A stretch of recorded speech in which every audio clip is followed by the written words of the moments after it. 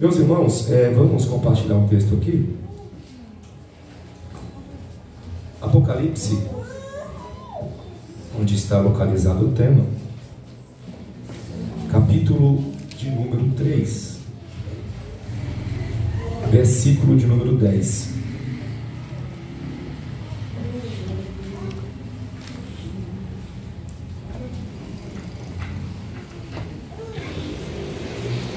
Aleluia! Glória a Jesus! Tu és maravilhoso!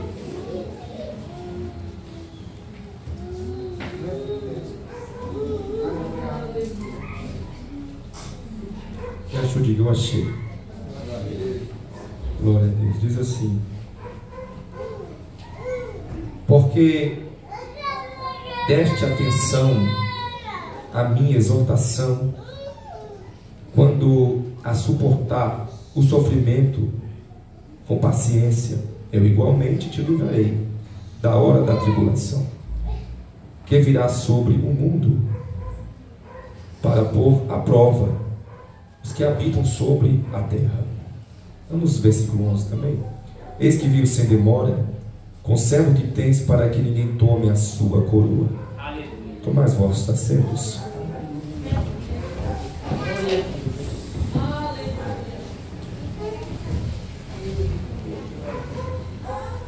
Meus irmãos, creio que os que antecederam a minha fala, tanto a sexta como o sábado, já esmiuçaram esse texto, exegetaram, aplicaram, revelaram e até mesmo esboçaram tudo o que tinha para falar dessa temática.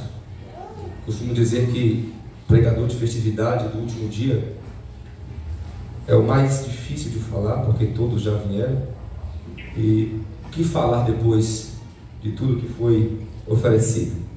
Isso não é conversa de pregador não, porque quando o sacerdote entregava a oferta, no mínimo uma oferta de holocausto de Levítico 6, ela acompanhava 3 segmentos que era a oferta pacífica também. Então, após a oferta pacífica, que era a oferta voluntária, a oferta do voto, a oferta do movimento, o sacerdote tinha que trazer a oferta de holocausto. E a primeira oferta tinha deixado o sacerdote com as vestes de cinza. Então ele tinha que trocar as vestes para poder oferecer outra oferta.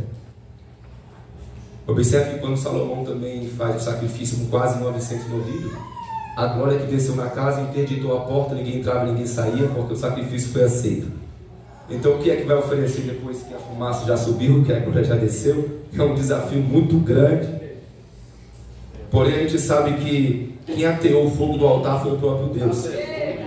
Não foi Arão, não foi Abinadab, não foi Eliabe, não foi Samar, quem ateou foi o próprio Deus.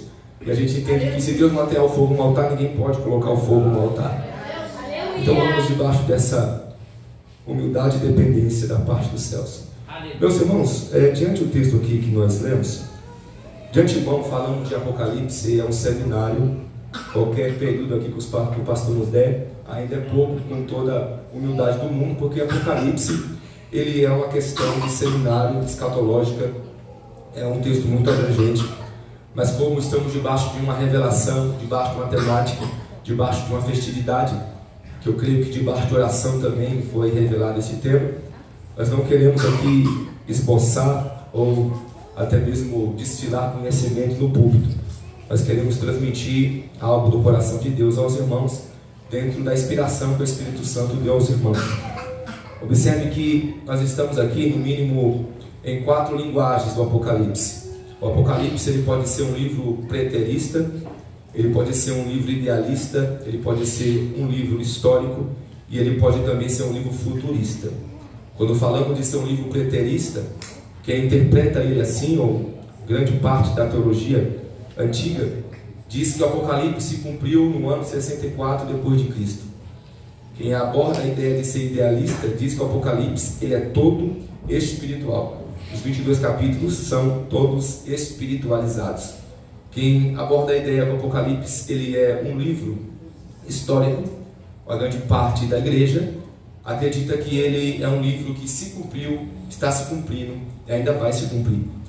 E quem acredita que ele é futurista, acredita-se que ele é um livro que só se cumprirá em dias vindouros.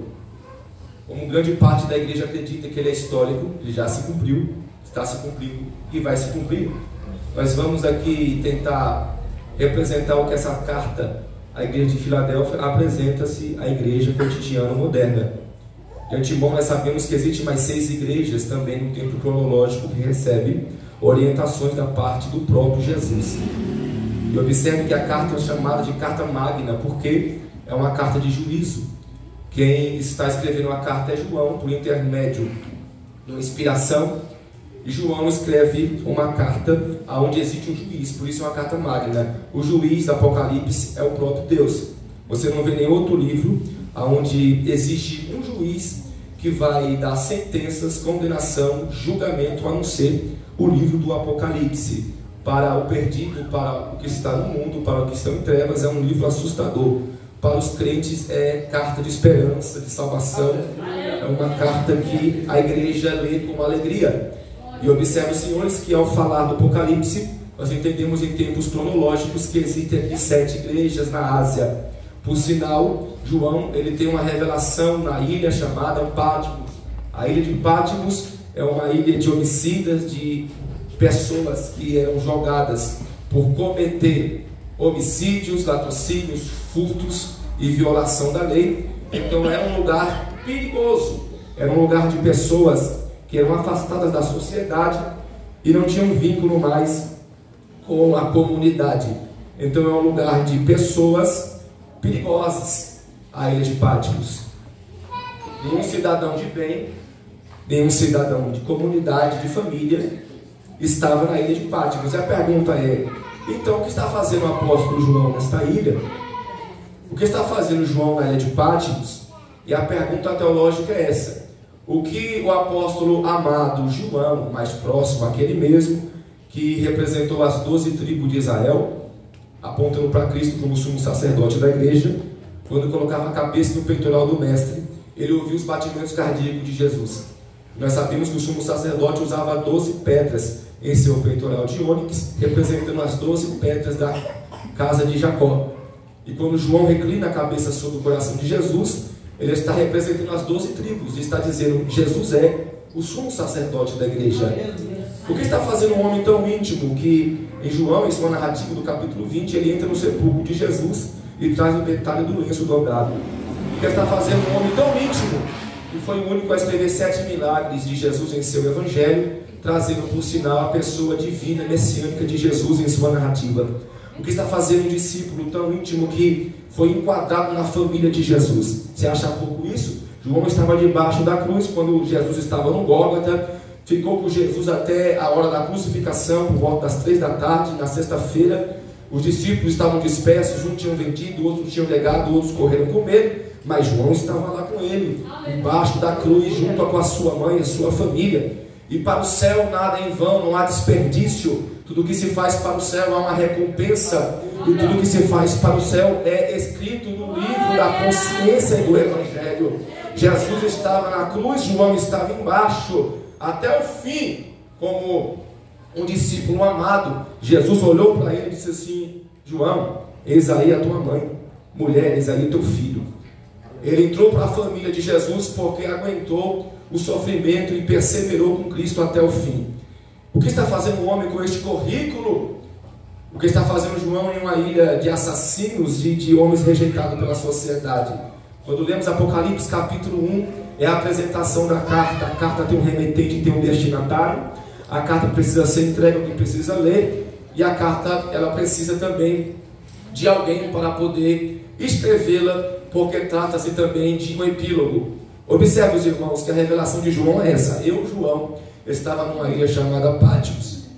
A ilha de Patmos é o fim de qualquer homicida, lugar de esquecimento, o lado sul da vista. E o que você vai ver com este homem que está numa ilha abandonada, escondido da sociedade, escondido da ótica humana, em um lugar para morrer abandonado? João está em um lugar desfavorável para a salvação ou para a provisão divina. Mas eu aprendi na Bíblia que não existe lugar ruim. O que existe de fato é lugar sem a manifestação de Deus. Não existe culto ruim, existe culto sem Deus descer nele.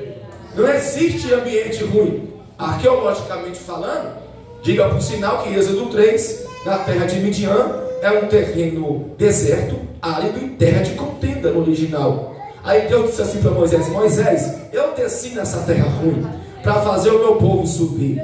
A terra era de contenda, mas eu desci, a terra agora é santa. Eu coloquei um limite na terra e disse: agora tira a tua sandália, porque a terra ficou boa, porque eu desci. Não tem terra ruim, o que tem lugar é sem manifestação de Deus.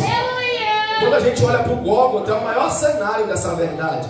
O Gólgota é um monte de caveira, porque tem o símbolo de um crânio humano. Quando você olha para o Gólgota, você vê um lugar de morte, é um lugar de fim até mesmo, é um lugar de assolação. Porém no Gólgota, com as mãos abertas, o braço estendido, Jesus disse assim: está consumado, tetelestai. No lugar de morte, abriu-se o caminho para a eternidade. Lá no templo, o véu se rasgou de cima a baixo. E quem dizia Gólgota é o fim de tudo, Jesus provou o contrário. Aonde parece que é o fim, foi o início da salvação e a eternidade para a humanidade. Não existe lugar ruim, o que existe é lugar sem manifestação. Mas voltando para o texto, deixa isso para outro dia. João está em uma ilha chamada Patmos. A ilha é um lugar deserto, um lugar de abandono, um lugar de morte.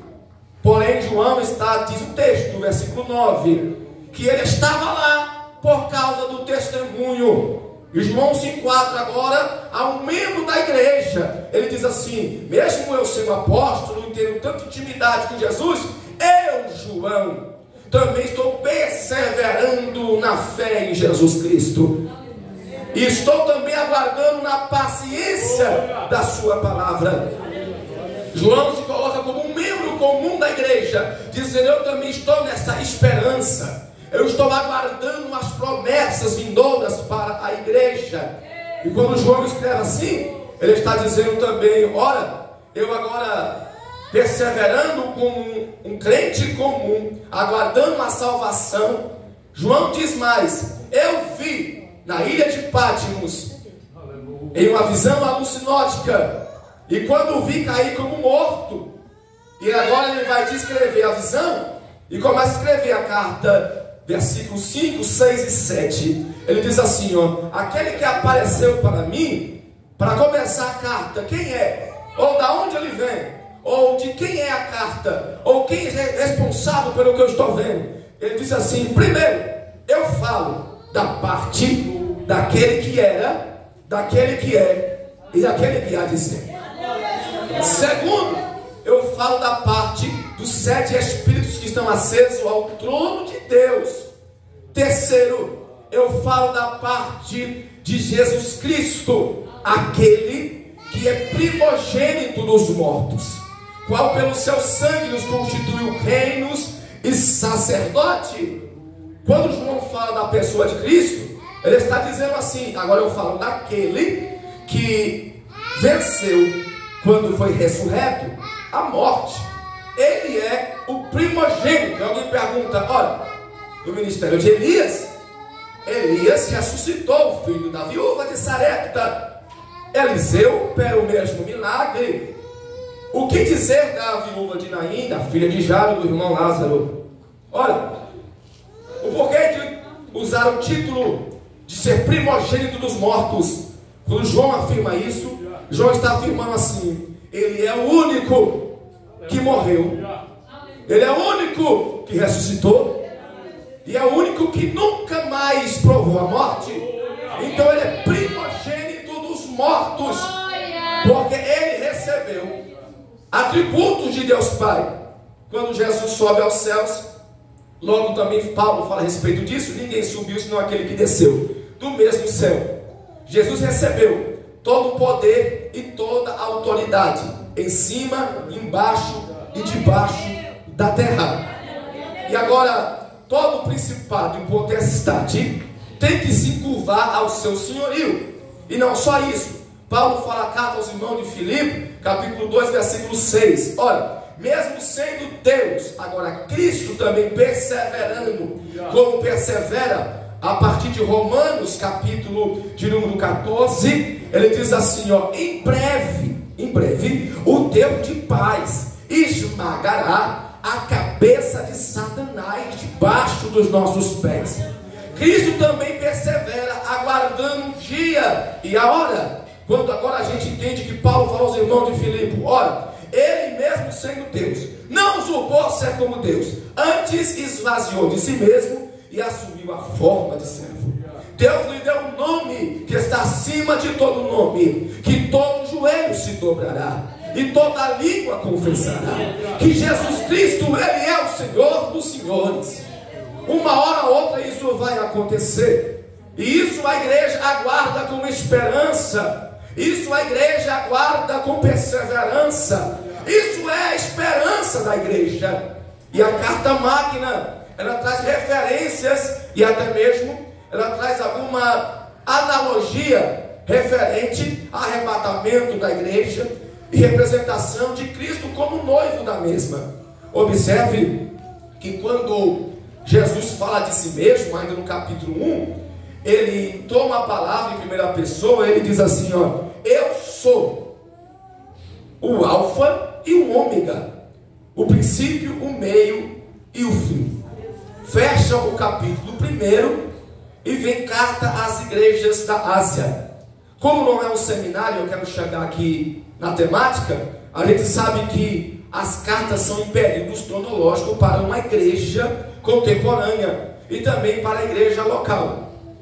Por sinal, quando Jesus fala das igrejas, ele fala sempre pastor Francisco, sendo o pastor supremo da igreja, reverenciando o anjo local da igreja, mas dando a nota final da admoestação da carta.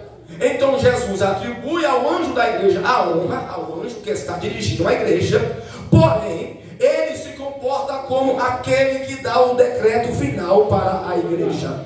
Observe, quando a gente lê a carta magna, capítulo 2, ele diz assim, ó: isso escreve ao anjo da igreja que está em Éfeso: eu sei as tuas obras, e eu sei que vocês têm suportado a doutrina dos nicolaítas no meio de vós. Eu sei que vocês têm suportado no meio de vós até mesmo a corrupção dos bons costumes.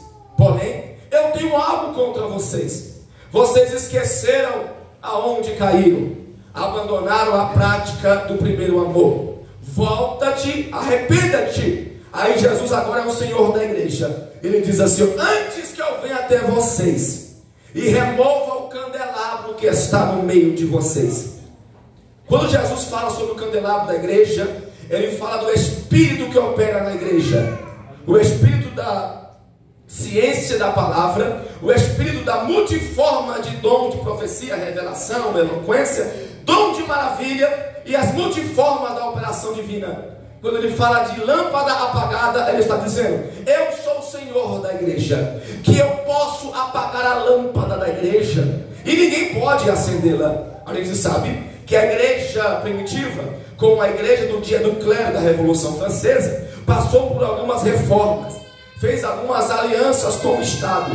E por sinal, nos dias do clero, quando a igreja faz uma aliança com o Estado, recebe atributos, doações e também ajuda do Estado para poder se manter de pé e pagar a sua despesa. É o período mais obscuro da igreja. A igreja, ela depende do Estado, faz aliança com Roma, e a igreja perdeu a essência, a dependência da oração e do Espírito Santo. Parece que hoje não é muito diferente. É só chegar. Eu já recebi no meu zap algumas notificações. Pastor, você está apoiando quem nessa eleição? Você está de que lado? Ô irmãos, púlpito é lugar de anunciar boas novas. Altar é lugar de pregação do Evangelho.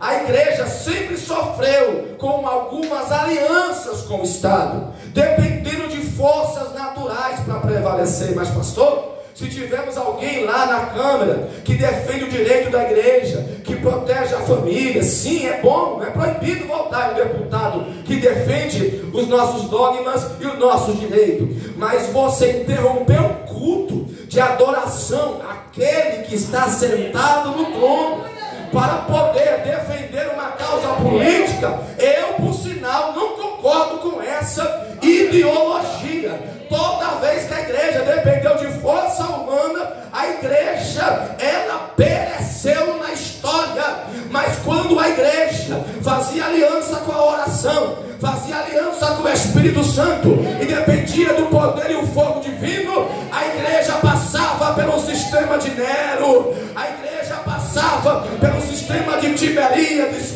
a igreja passava pelo sistema de Vesperiano e sempre prevaleceu contra alguns imperadores romanos, porque dependia do céu. Eu não sei a crise que essa igreja está enfrentando, se é uma crise territorial, se é uma crise espiritual, se é uma crise social ou é uma crise no meio da igreja, mas eu sei de uma coisa: igreja que o Espírito Santo, ele ainda é o Senhor da igreja, a igreja continua de pé.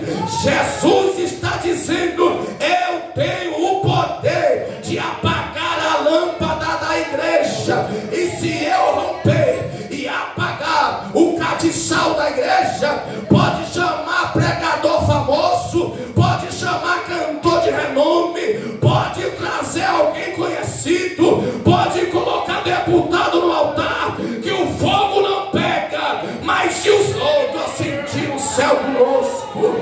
Mas se Jesus é o supremo autor e ele é o dono da igreja, ele tem a primazia no culto, então a gente não se preocupa, porque ele é que acende a lâmpada da igreja. Mas pastor, está meio gelado, é meio difícil pregar ali, aquele ambiente não é favorável, o povo é pesado, o povo está desanimado. É conversa de quem não tem lenha no altar, é conversa de quem não tem escritura para pregar. Eu mesmo, particularmente falando, em 20 anos de carreira como pregador, eu prefiro uma igreja silenciosa, porque se acontecer algum negócio aqui, alguém vai ter certeza que foi o Espírito Santo. Vamos lá. Quando ele fala aqui de Éfeso, ele diz assim, ó: eu sei tuas obras, eu conheço,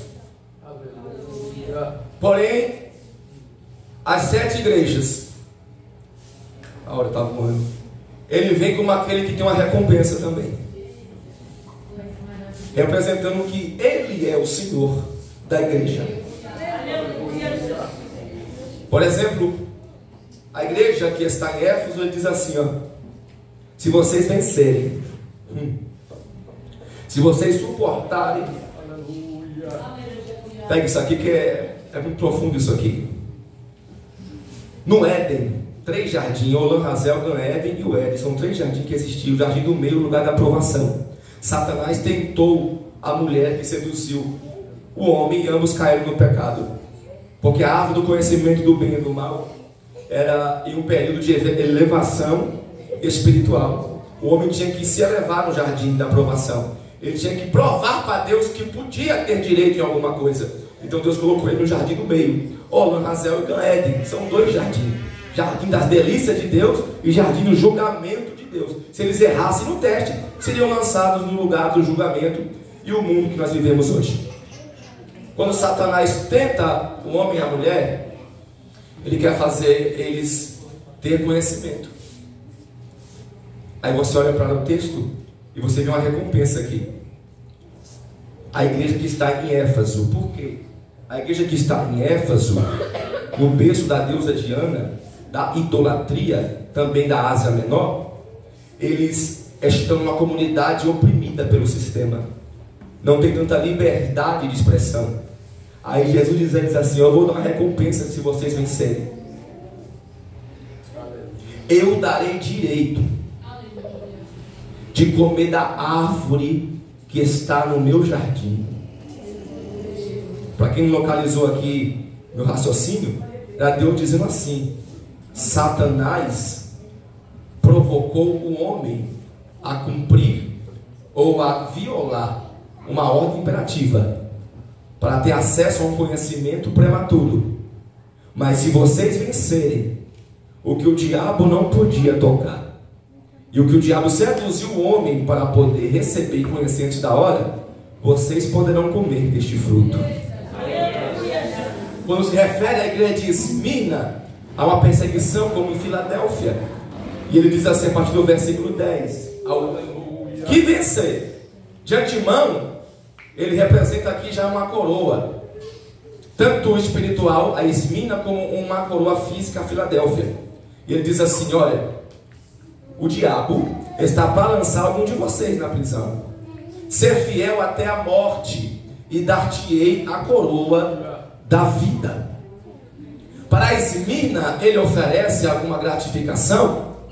Ele diz assim: ora, ao que vencer, não sofrerá o dano da segunda morte.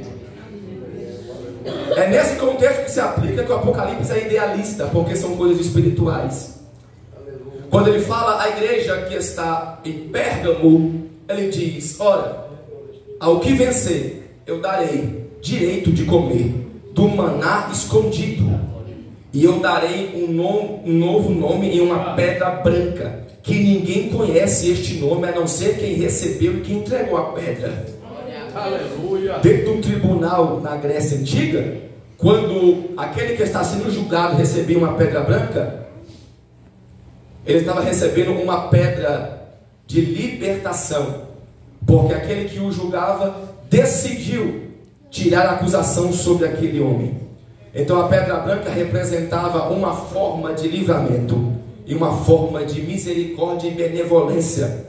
E ainda darei do maná escondido para aquele que vencer. Aleluia. Observe que quando falamos de Sardes, darei poder sobre as nações. Quando falamos de Filadélfia, vamos ganhar tempo, nós falamos aqui de uma igreja que está em um sistema tão precário de estrutura e até mesmo alguma obra filantrópica, porque a igreja de Filadélfia é uma igreja muito pequena. Ela fica entre o Ocidente e entre o Oriente, que cruza alguns caminhos do Império Romano, que por sinal na Grécia Antiga, e fazia parte de uma cultura da Grécia Antiga, onde o Império Romano dominava na época. Observe, os senhores, que a igreja de Filadélfia, ela está em meio até mesmo uma divisão, e podemos dizer que ela está entre algumas fronteiras do Ocidente e do Oriente da Grécia Antiga. Então muitos viajantes tinham que passar por Filadélfia, e os crentes aproveitavam isso para evangelizar quem passava por lá. Porém a igreja, ela sofria uma grande perseguição pelos judaizantes da época. Os judeus, por sinal, oprimiam ao ponto de matar alguns recém-convertidos, porque diziam assim: quem não participa do culto da sinagoga, este é anátema, Deus não é com ele. Então alguns crentes recém-convertidos da igreja de Filadélfia tinham que se deparar com os judeus que estavam perseguindo e não aceitavam a igreja ou a irmandade que estava nascendo em Filadélfia. Pensa que a crise era tão grande que Jesus se refere à igreja dizendo assim: eu conheço as tuas obras, e eu sei que alguns que se dizem da sinagoga não são da sinagoga, são da sinagoga de Satanás, porque estão matando o crente dentro da igreja, estão perseguindo dentro da igreja, estão dizendo que fazem em nome de Deus.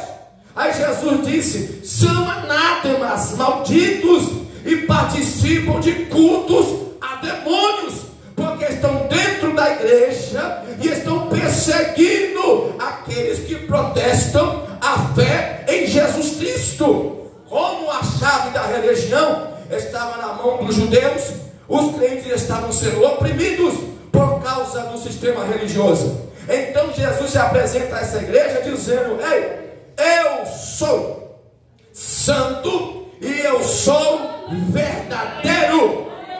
Olha, quando se apresenta com o termo kadosh e com o termo de verdade, ele está se apresentando como? Lá dentro da sinagoga, eles apregoam a santidade e eles afirmam estar com a verdade. cumprindo-se os mandamentos de Moisés. E na comunidade pequena de Filadélfia, na igreja pequena, na igreja sem estrutura, menos povoada, na igreja perseguida, na igreja que está sofrendo por testemunho a palavra, Jesus agora está dizendo: aquele que é santo está aqui, aquele que é verdade está aqui, aquele que escreve ou fala, ele está aqui, por sinal, ele é santo e ele é verdadeiro. E não basta isso, ele continua dizendo: aquele que é santo, aquele que é verdadeiro. E se você não der um glória, não tem problema, mas eu gostaria de que você adorasse, porque ele diz assim, ó: aquele que tem a chave de Davi.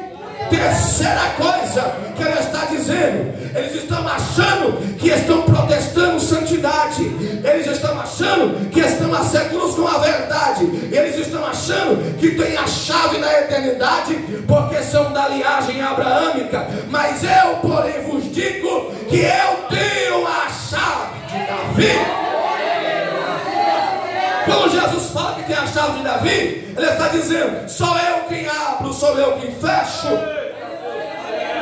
Chave de Davi representava chave de reinos, de domínio, de armazém, de guerra. Aí ele diz: eu tenho essas chaves, eu abro essa porta para quem eu quero. A porta que eu abro ninguém fecha, para quem me entende. Eu sei que tem vários demônios desocupados por aí, eu sei que tem vários demônios que sofrem de amnésia por aí, eu sei que tem várias entidades operando por aí, mas o diabo não tem a chave nem do barraco dele e não pode trancar nada, muito menos um culto como esse de subir. Aquele que é santo, aquele que é verdade e aquele que tem a chave da eternidade, ele está aqui essa noite. Você pode adorar.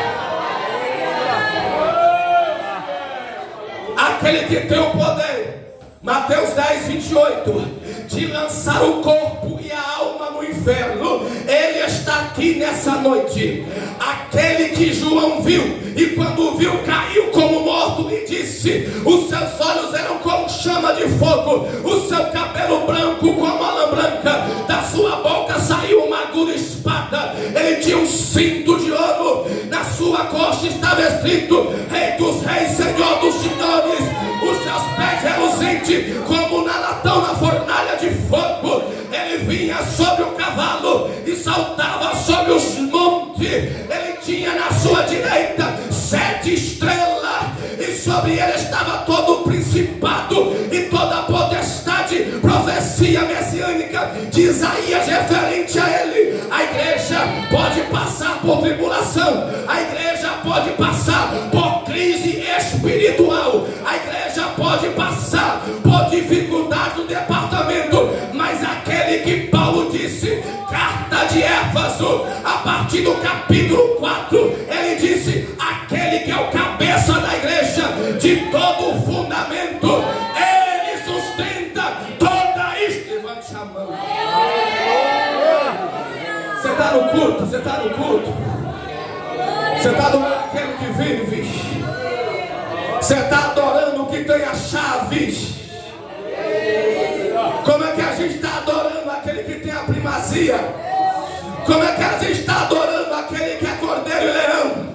Como é que a gente está acordando ou adorando aquele que até os 24 anciãos tirou a coroa e disse: ninguém é digno de abrir o livro, até que chegou o cordeiro que foi morto e reviveu, tira a coroa, joga nos pés dele, a coroa pega de volta, coloca na cabeça e fica um ciclo na eternidade, ele dizendo: eis aí o cordeiro de Deus que tira o pecado do mundo. Ele é digno de abrir o livro e desatar os 7 céus. Você pode adorar aquele que vive. Essa é a esperança da igreja. Ele se apresenta aqui de Filadélfia dizendo: vocês são pequenos, vocês não têm condições financeiras, vocês estão passando por perseguição pelos judeus, mas vocês têm um dono.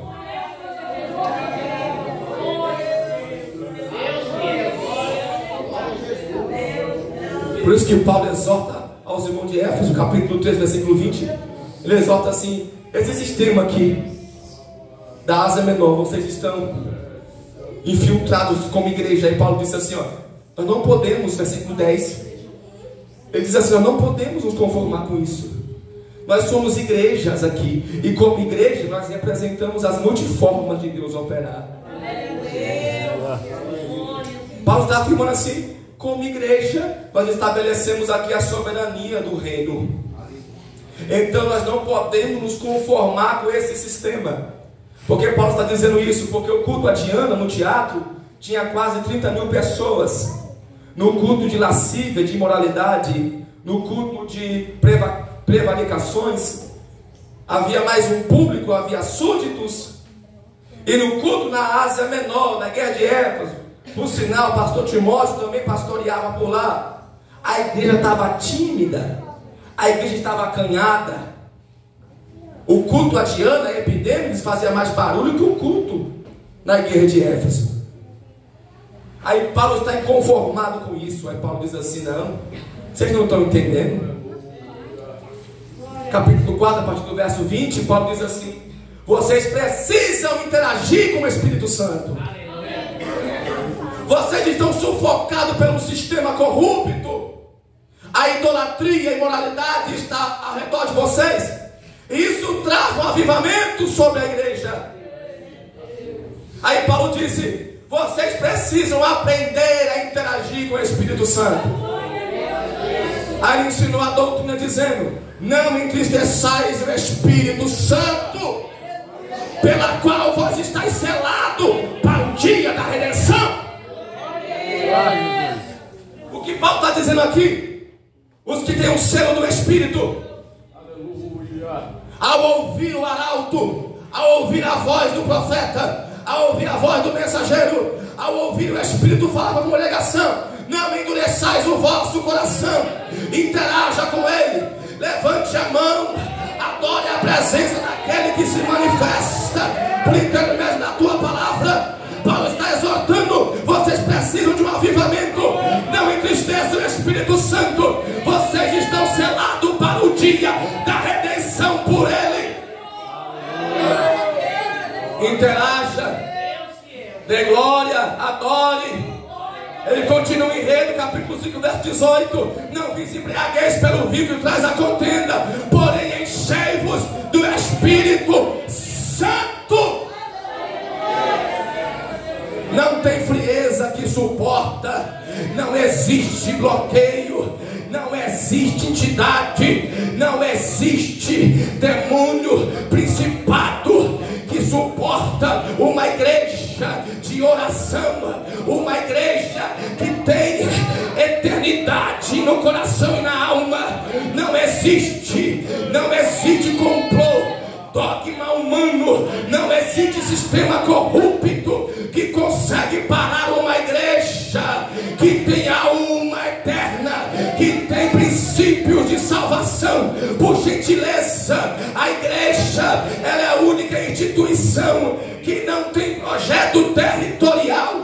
Se você vai no catecismo, a doutrina cadecista é que a alma, ela pode se comunicar com os vivos, ainda que o corpo desfaleceu. Isso é o máximo do catecismo. Quando você vai até mesmo no espiritismo, na mesa branca, se consulta os que morrem como uma forma de consolo para os entes que ficaram. Quando a gente vê a igreja que protesta de Roma, eles acreditam que São Judas, que Maria Aparecida do Norte, eles acreditam que São Pedro podem fazer algum tipo de mediação entre Deus e o homem. Aí Paulo escreve na primeira carta ao Timóteo, capítulo 2, a partir do verso 5, ele diz: não, há um mediador apenas, chamado Jesus Cristo.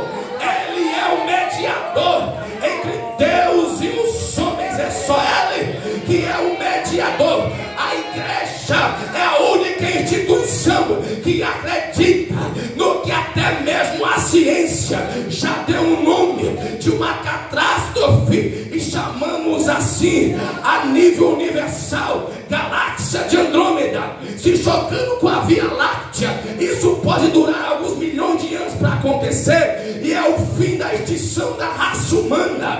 A igreja é a única instituição que acredita no que Paulo pregou a Tessalônica, capítulo 5, versículo 16 a seguir: com voz de arcanjo, trombeta de Deus e com alarido dos céus, os mortos ressuscitarão primeiro, e nós, igreja,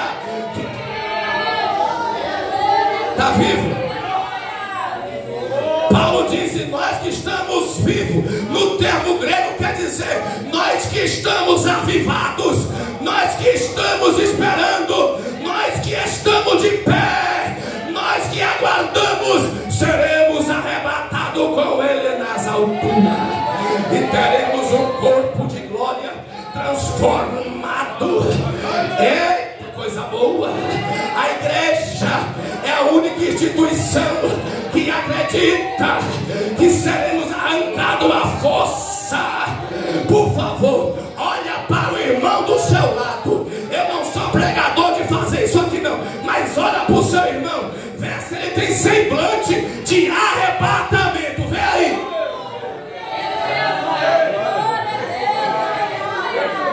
O seu glória vai te entregar.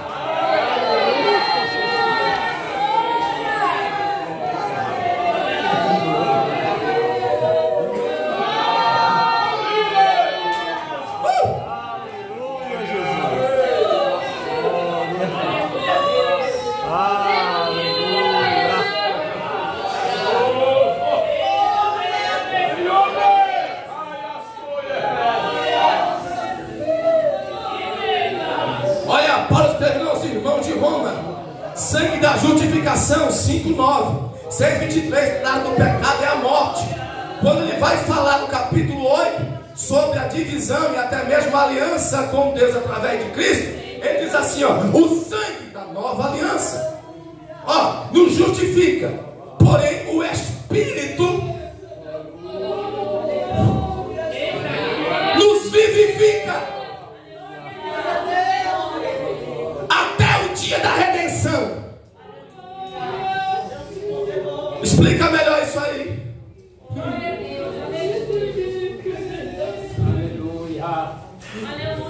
Aleluia. Os que amam escatologia e acreditam no arrebatamento, acreditam que a igreja, 40 dias antes do arrebatamento, pode ter uma metamorfose de alguns crentes, o corpo transformado em glória. Crentes que estão cheios do Espírito Santo, como os jovens louvaram aqui, geração do arrebatamento, darão sinais da volta do Messias. É por isso que o diabo odeia a gente do glória. É por isso que o diabo odeia a gente da língua de fogo. É por isso que os demônios, eles vêm tentar parar os nossos cultos. Não é só que não, lá também acontece. É em todo lugar. Mas estamos selados para o dia da redenção. É por isso que os demônios odeiam crente que carrega a glória na vida. É por isso que o diabo odeia quando o céu se abre.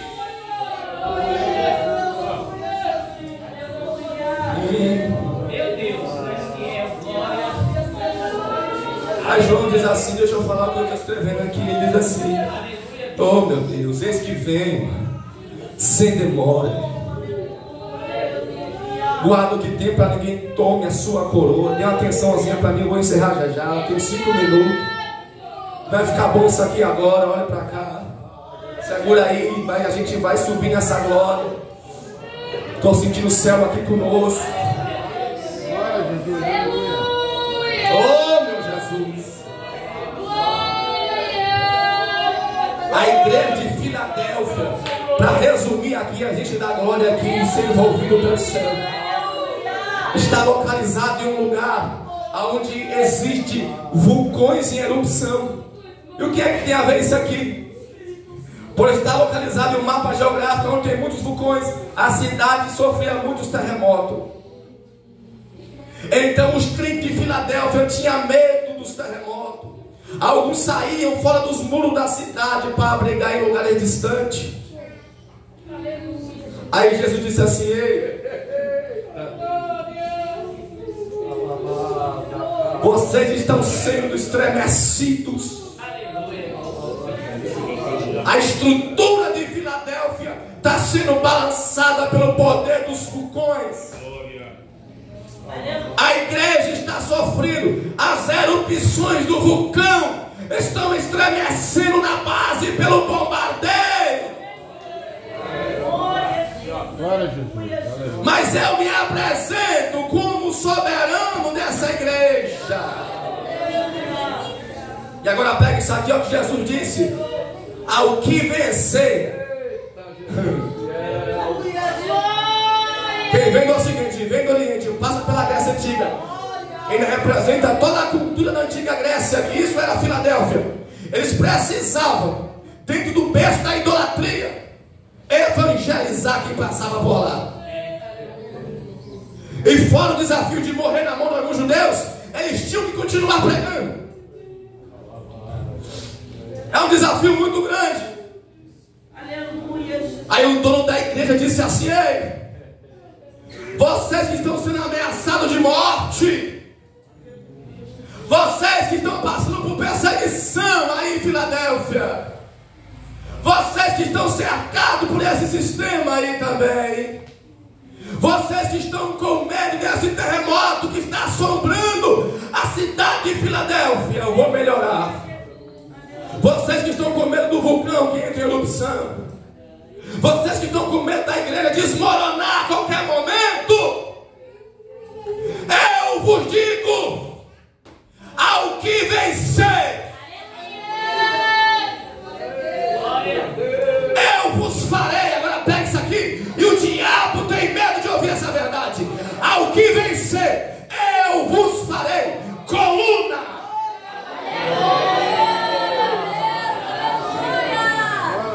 Vocês serão coluna central na nova cidade do meu Pai. Pega a mão direita e levanta se você crê em profecia. Eu não sei como está a tua estrutura. Eu não sei o que o diabo faz com a tua força. Eu não sei o que o diabo fez com as tuas raízes. Mas aquele que comprou-te com sangue no Calvário, ele está dizendo: eu vou até tirar isso aqui. Ele está dizendo para alguém essa noite: eu te farei coluna. Suporta, aguenta, resiste, persevera. Eu não sei se a tua estrutura se abalou, mas eu te farei coluna na cidade do meu Pai. E não basta só isso não, eu também colocarei o teu nome nas colunas, registrarei o teu nome, te darei um novo nome. O diabo odeia a igreja, o diabo odeia a noiva, porque a noiva tem promessa. Promessa de quê, pastor? De ficar rico, ganhar na Mega Sena, ter um carro novo. Qual é a promessa da noiva? Qual é? É casamento, é apartamento, é casa nova. Qual é a promessa da noiva? Qual é? É casa na praia. Qual é a promessa da noiva? É faculdade, é o quê? A promessa da noiva é essa: segura, ao que vencer, comerá da árvore do meu jardim. Ao que vencer, não sofrerá o dano da segunda. Levante a mão.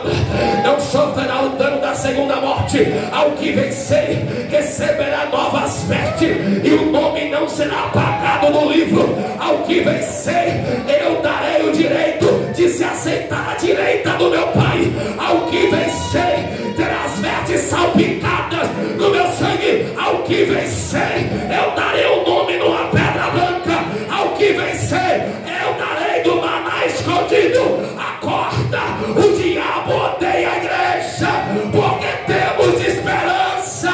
De levanta a mão. Um minuto e eu paro de pregar. Quem pode levantar a mão? Se arrebatamento ainda é a tua esperança, levanta a mão e adora comigo. Se arrebatamento é o sentido do teu culto, é o sentido de estar aqui. Se arrebatamento é o sentido da santidade, se arrebatamento é o sentido da renúncia, da submissão, do respeito a Deus, seja envolvido. Se for arrebatamento, se for esperança dessa igreja, levanta a mão, porque avivamento é para segurar até o arrebatamento, é manter vivo para... Meu Deus, está acontecendo um avivamento aqui, é para arrebatamento, não é para ficar rico, não é para ninguém virar empresário, é para ter nome no livro. Está gerando um avivamento aqui. Lá na galeria tem gente pegando. Vai descer uma glória agora, querendo o inferno ou não. Recebe. Passou aqui, ó. Passou, ai, vai pegar. É o Senhor da igreja, maior do que João Batista. Ele batiza com fogo. Lá vem. Ele vem. Alguém já... Ai, eu vou chamar. Eu estou sentindo presença do grande. Eu estou sentindo o céu abrindo aqui. Só se for arrebatamento da igreja. Recebe. Só se for para arrebatamento. Avivamento para quem? Arrebatamento. Arrebatamento. Não é para rede social. Não é para fazer mexer na mídia. É para arrebatamento. Recebe. Recebe.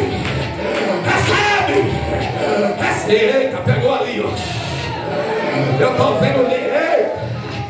Alguém tá chamando em um cântico ali, ó. Tá descendo uma nuvem de glória agora. Se é verdade, pega.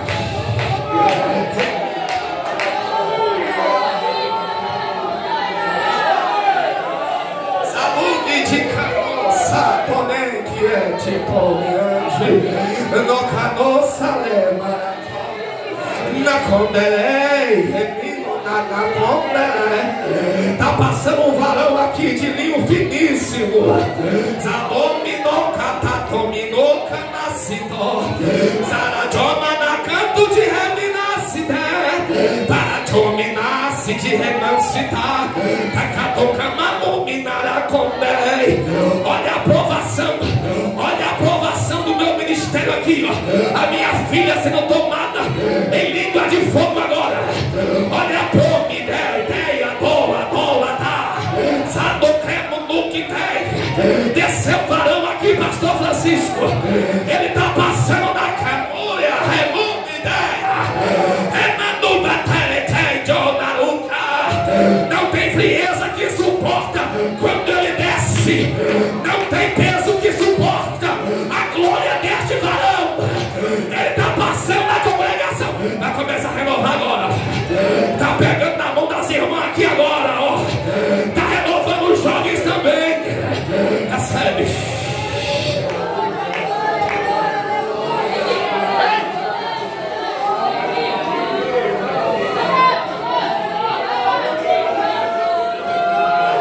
Chamaram um cântico.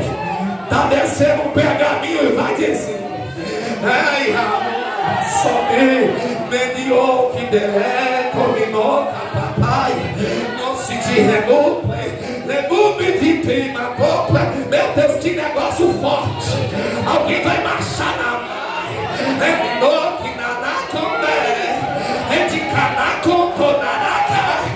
Tá pegando, sai da frente, Satanás. Desceu glória. A casa é de doutrina. A casa é de Bíblia. Recebe poder de Deus.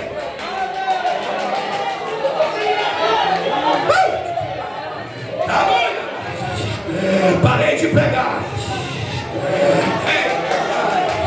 Dá-te comigo.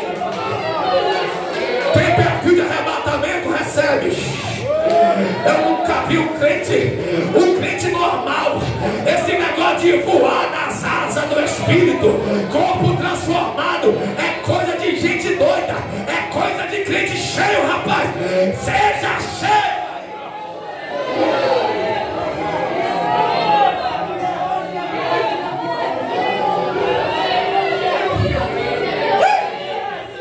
Eu vou marchar, pastor Francisco.